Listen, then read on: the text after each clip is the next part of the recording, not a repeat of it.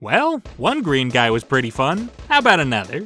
Yoshi, the lovable dinosaur, is a ubiquitous Mario character, ever present since the likes of Super Mario World. Nowadays, you've got plenty of solo adventures to choose from too, such as his modern outings in Yoshi's Woolly and Crafted World, or his older ROMs like the iconic, and let me throw a bone to my European brothers in the audience, Yoshi's Universal Gravitation, baby. Yeah. Before all that though, there was one game that defined Yoshi for decades to come.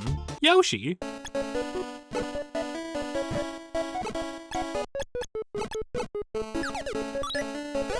Okay, yeah, I'll get to the platformer now. Yoshi's Island is frankly still the Yoshi game. I think a lot of people would argue that we still haven't had a game starring the species since Island that's this good. Brilliant level design, a sprawling campaign, all kinds of secrets, all delivered by one of the most creative presentations the Super Nintendo had to offer. It earned its spot as the 8th highest selling SNES game ever, easily. With its release in 1995 alongside the Yoshi-themed reskin of Panel de Pon, Tetris Attack in 1996, Yoshi would be leaving the Super Nintendo riding extremely high. Oh, in 1996? Why, what do you know? The Nintendo 64 is hitting markets worldwide, complete with one of 2 launch titles being Super Mario 64. A game which, get this, completing 100% lets you, see Yoshi. He just gives you a lot of lives before jumping into the castle waterfall, but hey, Nintendo clearly thought rewarding the player with a whole 3D model of Yoshi to ogle and drown was worth something. And now all the pieces are totally set in place. Mario just revolutionized 3D platforming. Yoshi's been on a real hot streak of his own. It's totally time for a Yoshi's Island 64. A 3D game with a moveset like Yoshi has would be insane. Using his flutter, vehicle transformations, and tongue would open up so many interesting possibilities in a big 3D sandbox to play around in.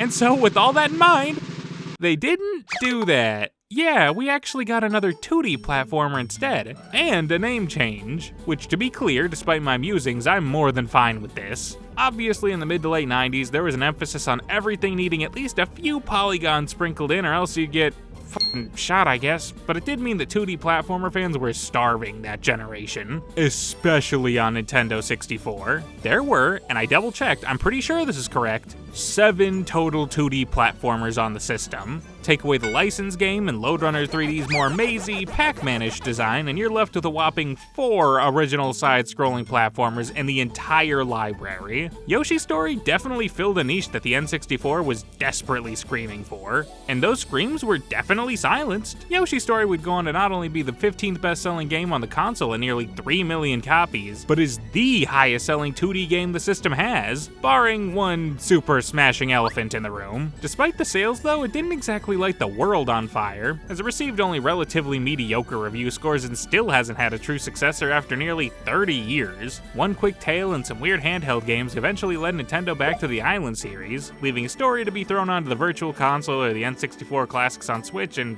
not much else. I had this game when I was very young, and I remember loving the first level. Yeah, you think I'm dumb now? When I was 4, I couldn't work out picking other levels or ground-pounding pachyderm. Now that kid was fucking stupid. Regardless, now that it's back in my possession after all these years, it's finally time to open this book up one more time and see if I can find the true meaning of happiness.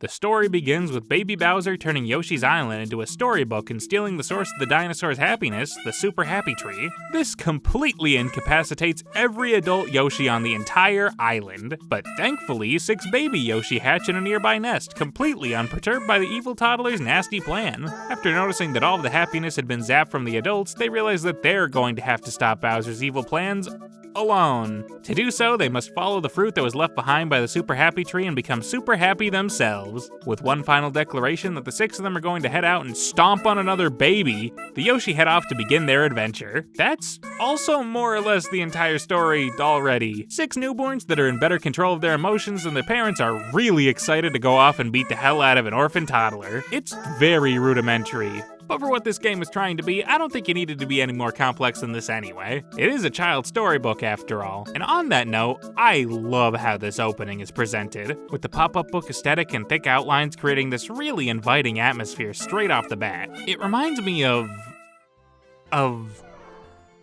some other great papery thing I'm forgetting at the moment, but I adore it here. Ah, God, this whole thing feels just as whimsical as I remember. I can't wait to dive in, so let's get started with 1-1 Treasure Hunt. Before the first level begins properly, you're greeted with the option to pick the baby Yoshi you want to play as, and why is it so ominous? So I get the idea is that the island is trapped in a book, so we're presumably picking our Yoshi off the table the book is on, but why is the only light source one harsh light directly above this spot? I thought maybe this was somewhere in Bowser's Fortress, but his castle is also in the book. So where the hell are we? Forget the island, am I in danger? Let's just go for the classic green look and hope that my captor's okay with that.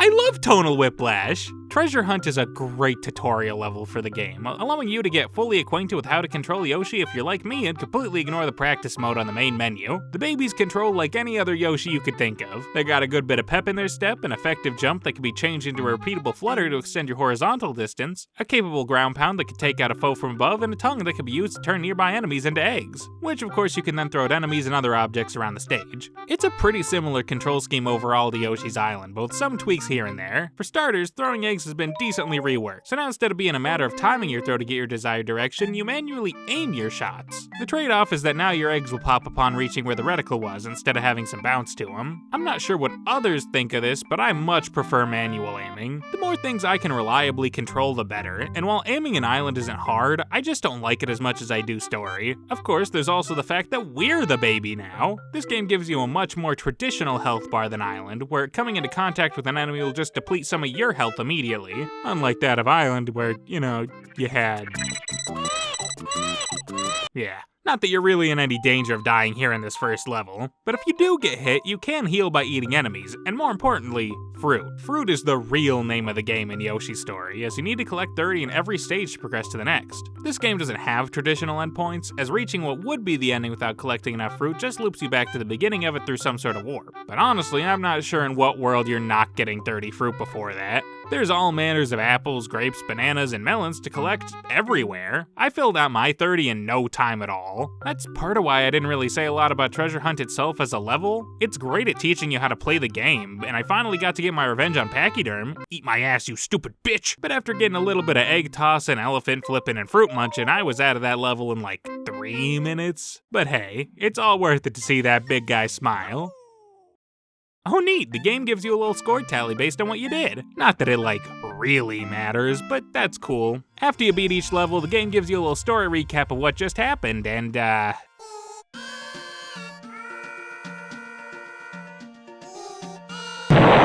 think this is probably the most infamous aspect of Yoshi's story. This song is boisterous, obnoxious, and I kinda love it.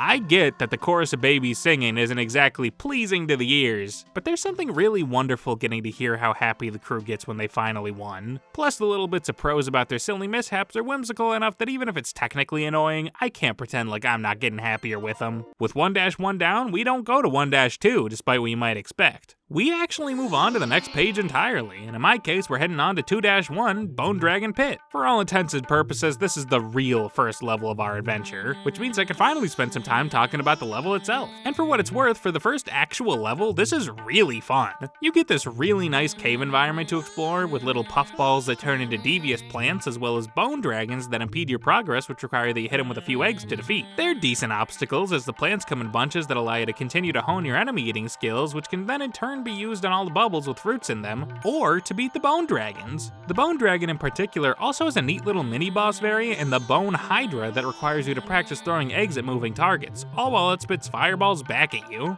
Reaching its arena is a bit high up for a normal jump though, so before you even do that, you have to practice throwing at a moving Lakitu to get melee icon, Randall! The ways this level tests you in the first half are fantastic. If you're like me and started with Treasure Hunt, you obviously get familiar with eating and egg throwing in the first level, but Bone Dragon Pit is where you really get comfortable with how everything works. There is a second half to the level, but I didn't really see much of it before I hit that 30 fruit total. This level is at least longer to finish in comparison to the first. I wrapped it up in about 6 minutes, which does feel like a pretty comfortable length, but I do find it somewhat unfortunate that there are parts of the level that I'm just not seeing because I'm too efficient at the start. Ah well, another job well done means another page turned. Off to 3-1, Cloud Cruising. This level is,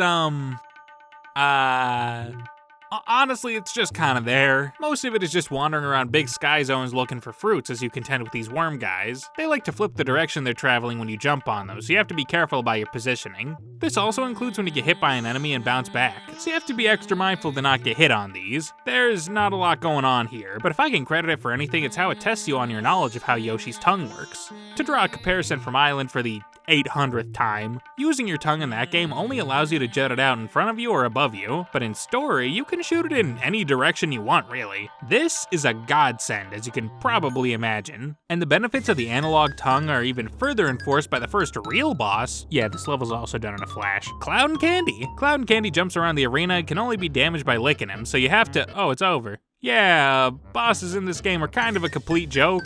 Boss is kinda generous, really. Victims are more realistic. Old Cloudy is the usual suspect when this game's big fights are mentioned, since eating him also heals you, so it's nearly impossible to die to him. But as we go along, the one common thing with every fight is that it's insanely easy to land basically every hit necessary to win all at once. I love some of these designs. Don Bongo especially is an adorable little weirdo freak and I would die for him, but unfortunately he dies to me significantly quicker. 4-1, Jungle Hut. This level is designed in a more non-linear way than the stages that came before, and thinking about it, I'm surprised more levels aren't designed this way. Unlike other levels so far, which have been pretty clearly designed in a more traditional left-to-rightish manner, Jungle Hut has 4 huts, go figure, 2 on the left and another 2 on the right, with a middle portion that consists of a lot of scaffolding that you can quickly traverse to get between each building. Because of that 30 fruit requirements leniency, you can really pick and choose the challenges you want to overcome. Speedy Chain Chomp's giving you trouble? Why not pop over to the Pogo Shy Guy house? Or perhaps the Stilts one is more your speed. It's a pretty laid-back, enjoyable time, and might be one of my favorites the longer I think about it. That non-linearity really does feel pretty slick, and cuts out that feeling of missing out on later portions of the level that I've been talking about previously. The absolute best part about this stage is the ending though, because unlike others where it talks about how brave or cool the Yoshis were, no, this one just tells you how they broke into these Gabon guys' homes and then the Gabons threw shit at them till they left. What heroes. 5-1, lots of jellyfish is a water level, and off rip, I want to praise how Yoshi's story, out of everything it does, nails underwater platforming. Your moveset while underwater is greatly reduced, as you're only really able to swim and spit your tongue out, but moving around feels super responsive, only requiring the analog stick for movement. This lets Yoshi comfortably move at 360 degrees of movement at a brisk pace, letting you zip all around the ocean floor as you snag fruit after fruit while dodging every obstacle around you. You also carry a decent amount of momentum when you stop holding a direction, so you have to be vigilant to not careen yourself into obstacles like these Donkey Kong Country-ass fish or the level's titular jellyfish. I love this level. It's genuinely surreal how enjoyable it is to move around this stage. I really didn't expect this game to nail a water level of all things. And on top of all that, it's just really nice looking. Let's finally talk visuals. This game is splendid to look at. The little dioramas from the pop-up book between stages are lovely and brimming with life, but the levels themselves are also just oozing with charm. Levels are designed to resemble all manners of arts and craft projects, and I just adore it. Elements of cardboard, clay, painted styrofoam, pool inflatables, fabric, newspaper, toy blocks, and so much more create the visual identity of every level and create one of the most charming N64 games. It may be a storybook, but as much as anything, the entire game feels like you're running through obstacle courses made out of toys and craft materials you had when you were a kid, bringing you back to that feeling of childlike wonder in a way that a game like Yoshi's Crafted World, which tried a very similar thing with its art style, just didn't accomplish for me. This game has a skybox made out of jeans with sewn-on cloud patches and little bird stitches. It's so creative in how it utilizes these various pieces to create something striking on the N64 of all machines. Low resolution aside, this game is aged so nicely visually. Hell, even beyond the game's visuals, and I know we've completely lost focus of the jellyfish, don't worry, we're done with that stage already, it's great, let me just keep raving please. Yoshi's Story might genuinely have some of my favorite promotional art of any game ever. I'm not sure what was going on with Nintendo's marketing department with this game, but they were just firing on all cylinders the entire time. Look at this Japanese promo poster, with the storybook bathed in a warm glow surrounded by all manner of danger that descends into the nearby shadows. The Chinese poster, which admittedly just slaps a lot of renders together, but it's so cozy, and it even features Poochie and— oh, wait, you weren't supposed to see those yet, censor them. The US poster is a little goofy, with its more action movie-esque design, but I can't lie, even this one just makes me smile. I mean, how can I not love Eat Fruit? lay eggs, save the world. All while Yoshi just hits the hardest pose you've ever seen in your entire life. Even the box arts from different regions rock. The North American one is very cute. Not sure why Yellow Yoshi is staring at that egg so deeply, but hey, the cartridge art has more pants and Pink Yoshi. Playing to the audience of the pink guy really hard, I see. But none of that stuff compares to what I consider a top 3 box art ever. The Japanese box for Yoshi's story is gorgeous, with the vibrant, popping colors of the Yoshis, the nice, warm yellows of the sunset backdrop, super believable fabric layers, and these stitches that look ridiculously realistic. Now you may be thinking, aw man, you're just saying that. This is a PNG. Well, joke's on you, buddy. I've had a complete Japanese copy for ages. Never gotten to play it being Japanese and all. That language barrier is just too much to bear for a game as deep and intricate as Yoshi's story has been, obviously. But seeing this on a shelf is such a treat for the eyes. Really hate that they gave him teeth in this game though. The Yoshi with teeth renders are just haunting images. Anyway, what's beating the game, right. 6-1 Mecha Castle is certainly more foreboding than the levels that came before it, with large swords that pop out of the ground, big spinning wheels with spikes below, and crushing contraptions all waiting to take a chunk out of the poor babies. It doesn't take too long to get all the fruit that you need though, so those chunks shouldn't matter too much.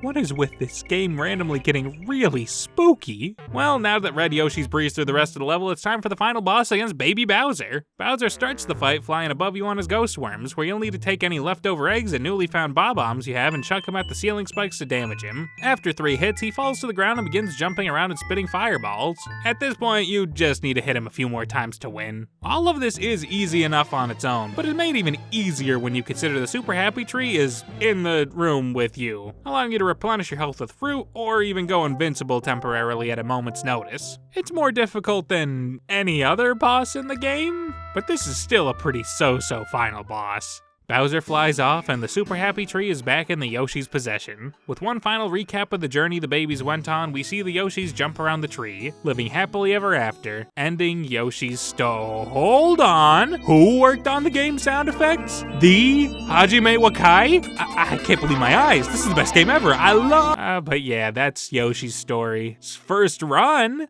This whole conversation so far has been based on one 45-minute run I did to get through the game's first level of each page. But I'd imagine you noticed I had the choice of picking other levels in some pages, so what gives? Well, on the first page you have everything from the jump, but in order to access other stages, and by extension generally more challenging ones, you'll need to collect these big hearts in the level you're on to unlock more levels on the next page, but only for that run. Now, do you have to do any of this? No, you beat the game already, I guess, and you don't inherently unlock anything for beating every level, but again, one run of this game takes like 45-50 minutes. That'd be one short-ass game, so let's do it. Who knows, maybe there's different final bosses, different endings, and we just need to play other routes to see... Wait a minute. A platformer, where you adventure through 6 stages, having a route determined by the actions you take during the previous level, culminating in a final boss fight that isn't imposing in the least? I know who you are! That's the second time I've brought up Shadow the Hedgehog on this channel.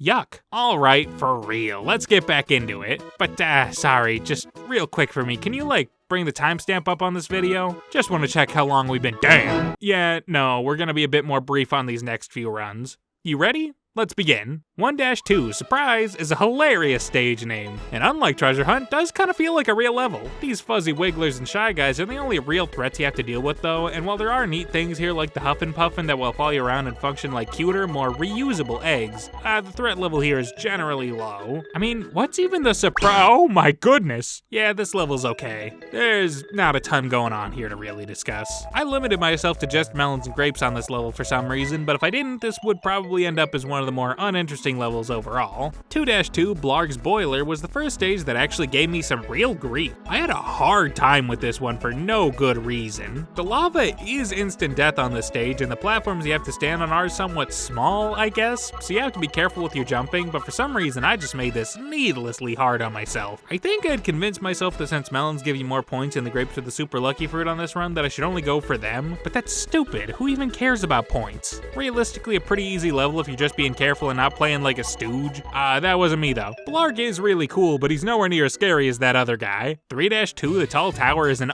awesome level, man. Definitely a contender for the best in the game. Its gimmick is obviously scaling the Tall Tower, which you do with all sorts of springs, orbs, floating leaves, and other doohickeys. And the climb is just really fun platforming. Caring about points for no reason paid off big time with this level. I had so much fun getting to the top. I even found a medic shy guy to get back one of the Yoshis I stupidly lost on Blarg's boiler, and the White Yoshi egg. Beating the level with him unlocks a playable White Yoshi for this and all future playthroughs. He has a stronger explosion effect on his egg throws and heals from eating peppers, which damages all their Yoshi colors. Well, except for the black Yoshi, who I forgot to unlock in 2-1.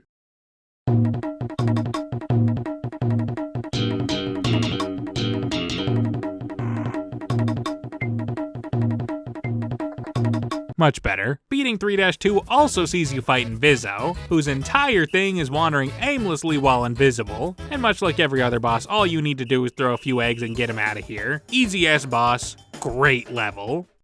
I hate 4-2.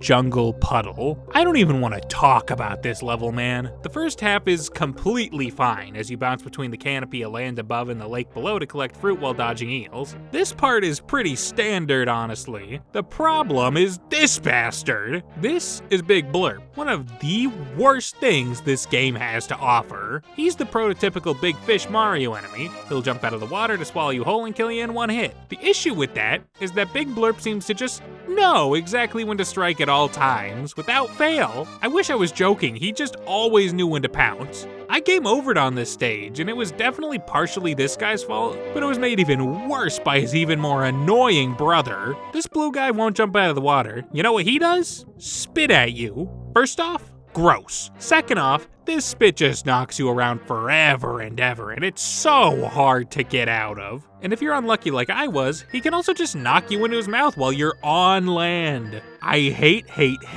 them both.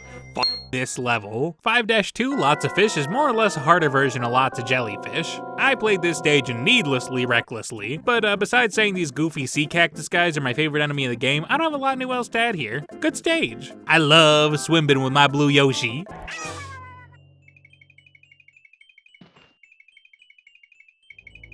Oh.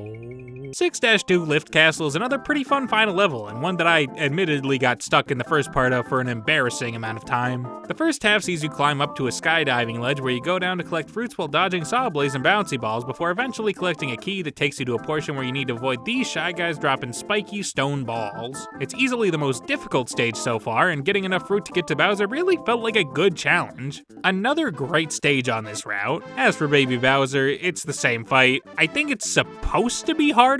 I think knowing how it works counteracted the difficulty of it overall though. Him and his ghosts move a bit faster, but overall he went down easily once again. With Bowser defeated, we once again go through a story recap and find that everything is the exact same, save for White Yoshi being here now. Maybe the third stage gauntlet will give us something new. It's gonna be a bit harder, right? 1-3 Rail Lift lets us ride Randall for a bit. Automatically the best of these first page stages so far just because we have Randall. Otherwise same as usual. 2-3 Jelly Pipe.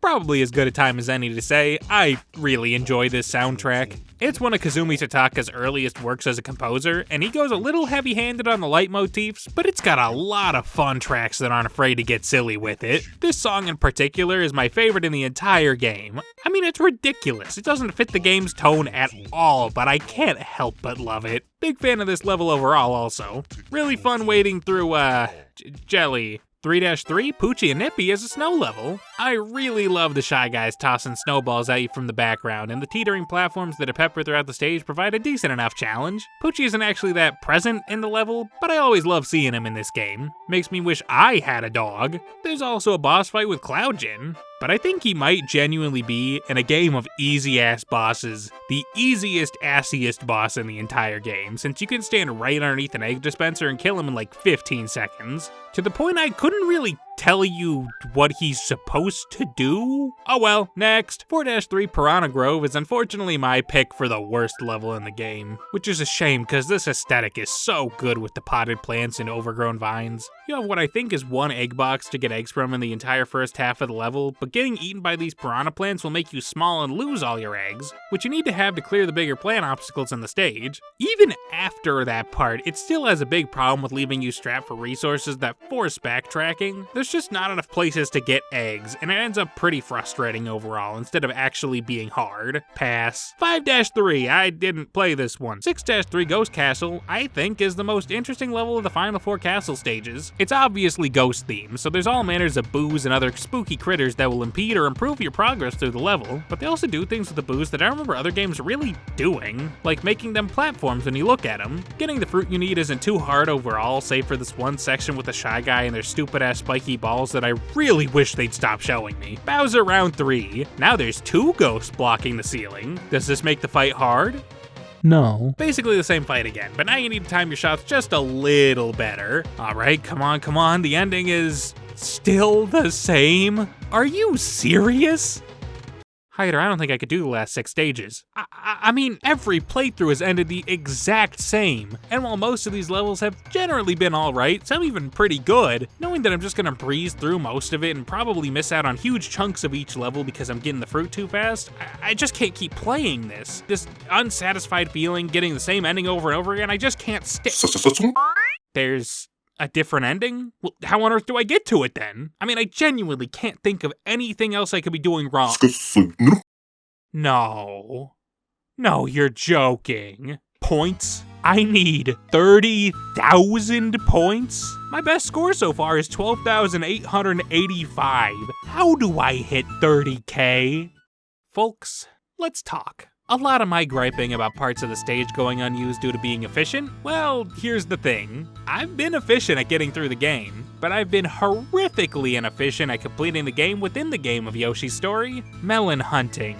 Each stage has exactly 30 melons, not these ones, which net you 100 points apiece. As you may recall, you need 30 fruit to beat each stage, and chaining 30 of the same fruit in a row will give you a strong point total in the fruit category of the score tally. See the picture yet? These melons, plus 800 points per stage for having a full squad of Yoshis, will guarantee over 5,000 points every level, which, stretched across 6 levels, hits that 30K mark. This is Yoshi's Story's true test, an all-melon run. At this point, I've played this game 3 times over and gotten the same prize every time. I'm desperate for anything new at this point. Let's try it. And so I did, and I have to say, I'm very conflicted. Let me start by just blanket statementing the last 6 levels. Each of the Dash 4 levels are all among the top half of levels in the entire game. And on one hand, I do think that getting the melons might have played a part in me feeling that way, as I actually had to play through the entire level to find every single last melon. That was exactly what I wanted the whole time. A reason to see as much of these stages as possible. And now that I've got it, I don't want to ever do a run like this again. So here's the thing, by and large finding melons isn't actually hard. I'd say that 20 out of 30 melons in each stage are really easy to find as long as you're looking around, sniffing spots where you haven't seen a melon in a while, or just popping bubbles. Oh yeah, there's a sniffing mechanic that's pretty much exclusively used for finding melons.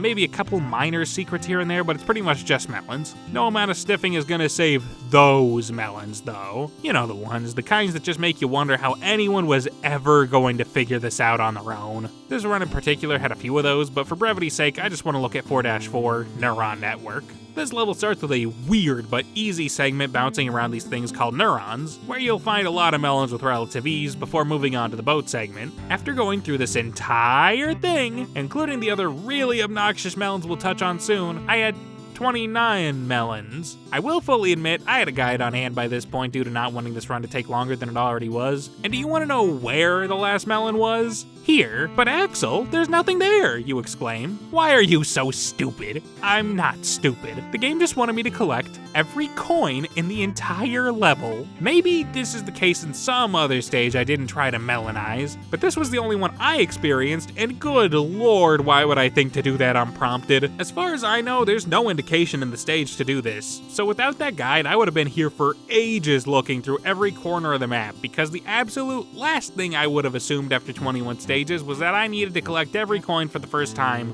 right now. The only thing I'd consider a hint is this section with a ton of coins guarded by frogs. It's a lot of coins in one spot, but even that's being generous. This is probably the most ridiculous melon on the Dash 4 route, but it's definitely not the worst. No, that would go to every minigame melon. These minigames reward you with up to 7 melons if you complete them successfully, and they're not optional bonus fruit. Completion of these is paramount to an all-melon run. The Dash 4 stages in particular have a total of 5 of these damn things. 2 of them are pretty easy races. The broad jump in 1-4 is okay, but I despise this Transport 1 in 3-4 and the 4-4 race. Transportation in 3-4 Frustration, insane stage name by the way, why frustrate? I don't get it. This one sees you having to carry 7 melon crates along a somewhat short path that's sporadically blocked by a big wormy guy, so you have to time running past him while not dropping all of the crates. This sounds easy enough, but balancing these crates properly so you can dash past the worm without dropping the crates is a pain in the ass, and it took me so many tries to get right.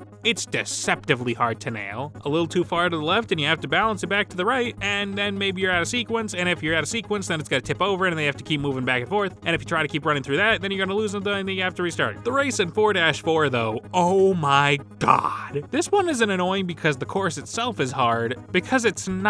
It just involves swimming through a few holes underwater and then reaching the surface on the other side of this lake, and you can even clear the fish out of the water before engaging the race. This damn near doesn't matter though, because you will still fail over and over and over again. The timing on this race is insanely strict, with the margin of error essentially not existing. Bump a wall, run over. Bad landing in the water at the start, run over. Can't jump out of the water properly at the end because getting out of the water is unnecessarily finicky, run over. I don't want to know how many tries it took me. It was a miserable experience trying to beat this. And you want to know the worst part? You can't actually retry these normally if you fail. This was a ruse. I've been running an English copy of this off an emulator this whole time. This cartridge was filled with relish. But no, yeah, if you fail a minigame, you can't retry it under any circumstance without dying. I don't know what Pinhead decided this makes sense, but when you're going for an all-melon 30k point run on actual hardware without save states, you're most likely resetting the console, since losing Yoshi means losing a ton of points over the course of the 6 levels, and there's no way to continue a run from a midpoint either. You have to do it all in one uninterrupted shot.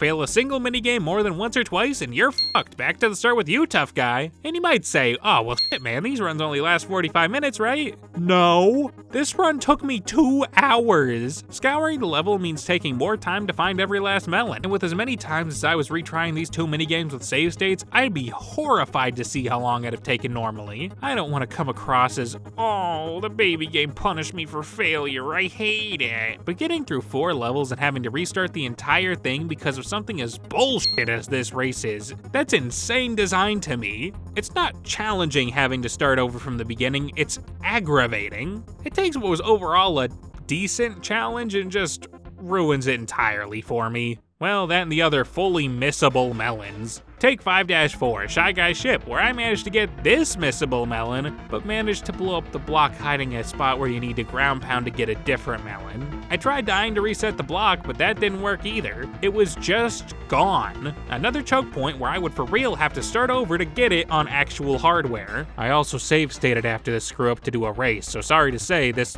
wasn't an all melon run anyway. It was a 178 out of 180 melon run, because I also got to 6-4 and just could not figure out what melon I missed, so I just gave up and beat Baby Bowser instead. Oh yeah, Bowser's actually kind of an interesting fight now. Everything is really fast now, and your healing resources from the tree are much more limited than they have been before, so you really have to work for the win this time. But in the end, it's still Baby Bowser. The toddler doesn't take that much more time to stomp.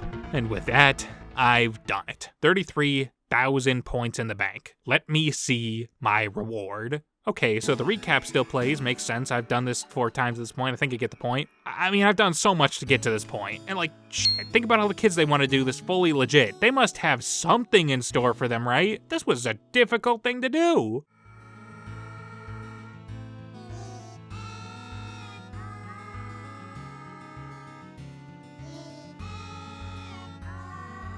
I'm sorry? That's the whole change.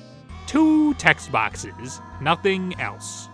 I want to love this game so much more than I do. Don't get me wrong, there's so much to love about Yoshi's story, and I do love those things with all my heart. The visuals, the great soundtrack by Kazumi Totaka, the vibes in a normal playthrough of this game are really good.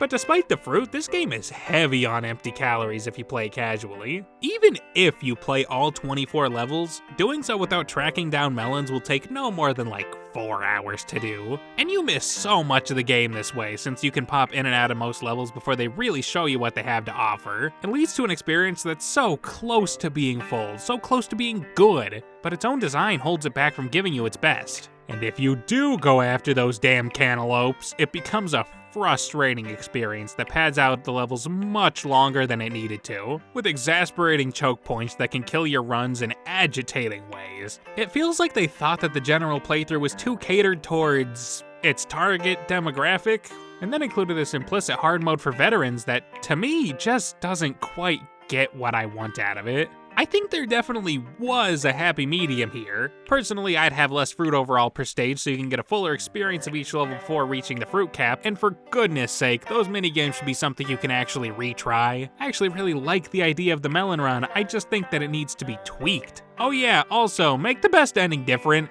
please. As it stands, Yoshi's Story is either an okay game that relies on you loving Yoshi to get the most out of it, or just a big old pain in the ass that I don't think you should bother with. That being said, if you're sitting there one evening after you get your Switch 2 and you're just kinda bored, I totally recommend playing through the game 1 or 2 times casually with NSO. It's a game that I think if you just spent an hour on it, you could see what was cool about it and then maybe come back every once in a while to see the rest of the levels. Either way, this story's over, the book is closing, and this guy is emotionally confused.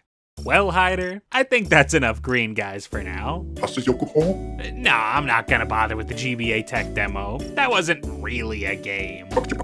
I'm gonna go rest on my favorite old rock. I'll be back later. Keep the door unlocked.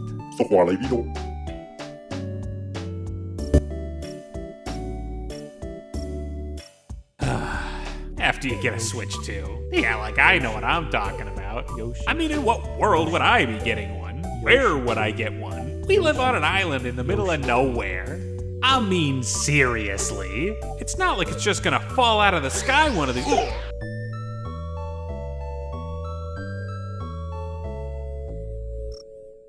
You wanna play Mario Kart?